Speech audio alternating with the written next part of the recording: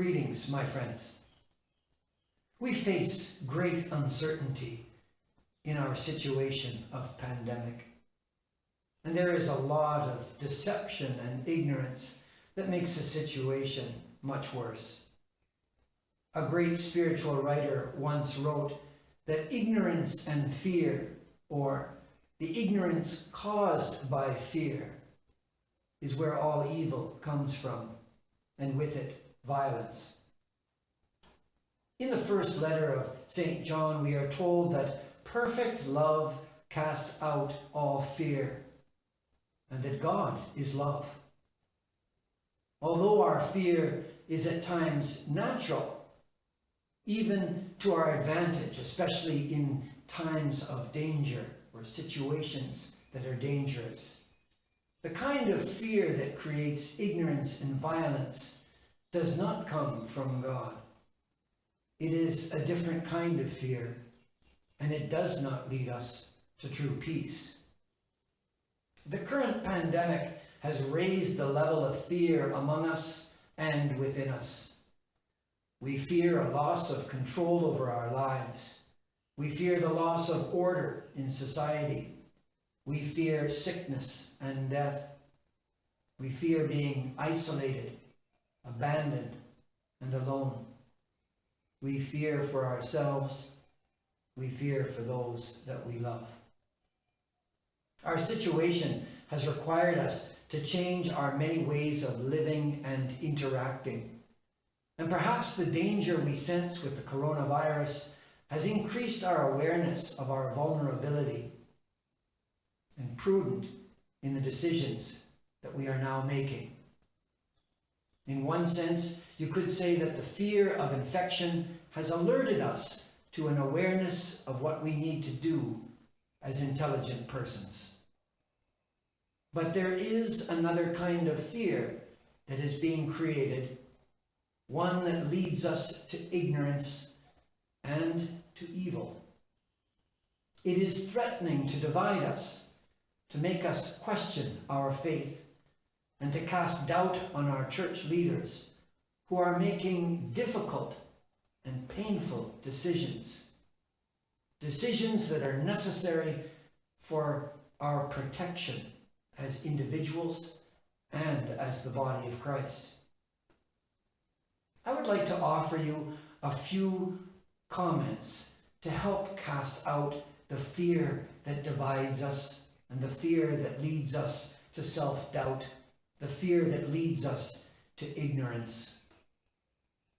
Let's move to a place of peace where we put our confidence in the God who is always with us.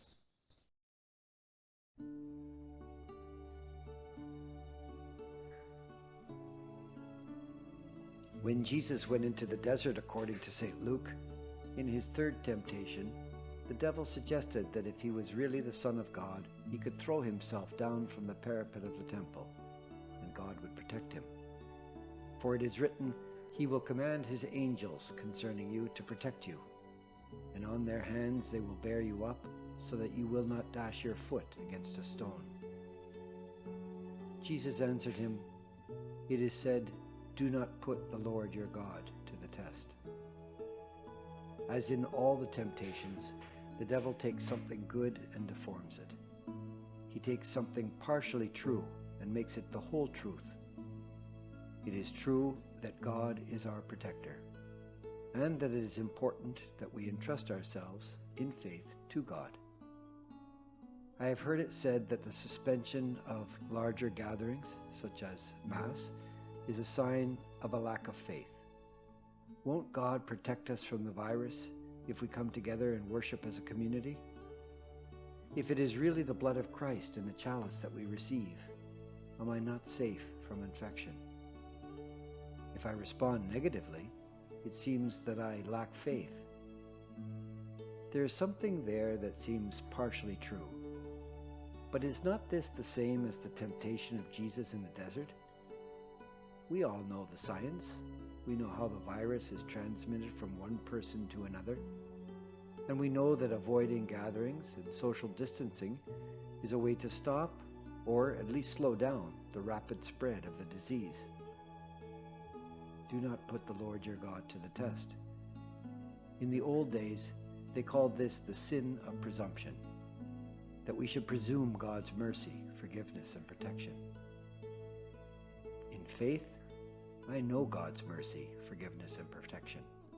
I know it both intimately and personally, but I will not test God. When I drive, I wear a seatbelt. When I'm in public places, I wash my hands often. We have suspended masses to protect our people, you and your neighbor. Does it not indicate a lack of faith on the part of your church leaders? I say they are simply not presumptuous. They will not put God to the test. The devil takes the goodness of our trust in God and deforms it into a form of presumption. We can be easily deceived by this temptation.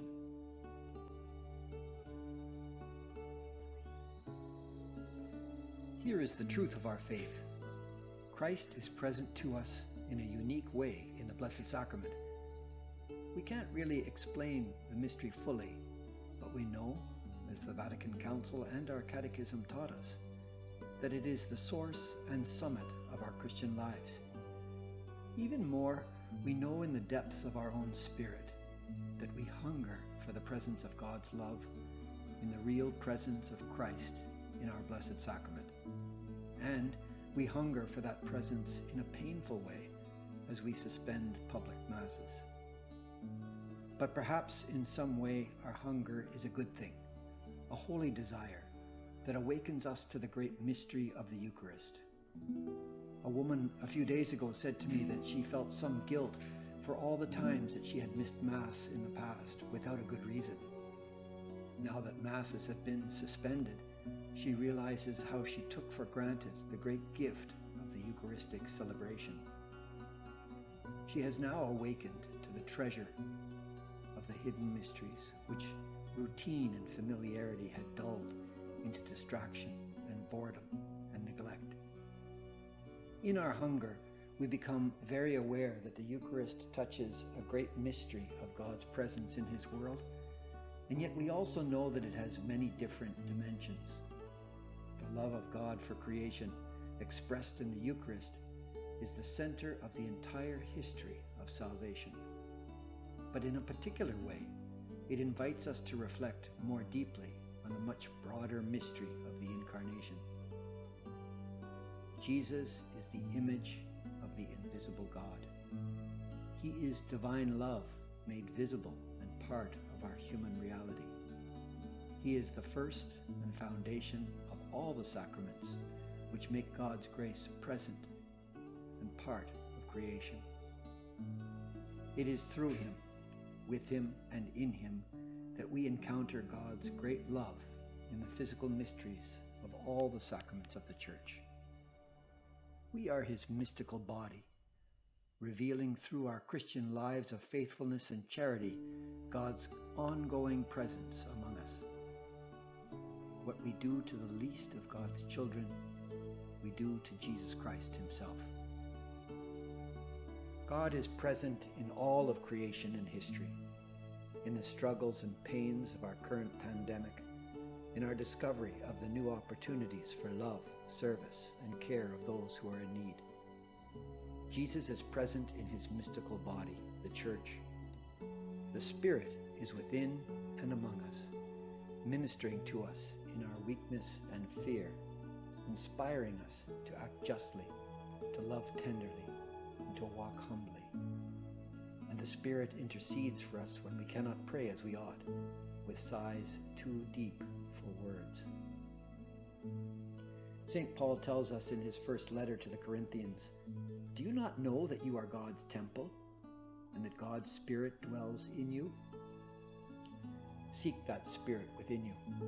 Be attentive to God in your prayer, in your pondering of the Scriptures, in the simple and gentle movement of the Spirit in your daily life, in the love of your neighbor.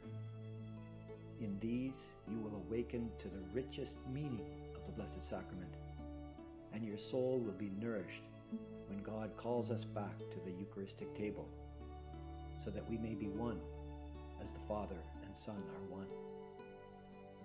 Do not be deceived. Christ is here. He is calling us to union with him. He is stretching us to new ways of becoming his body and of sharing his mission. Be grateful. Be compassionate.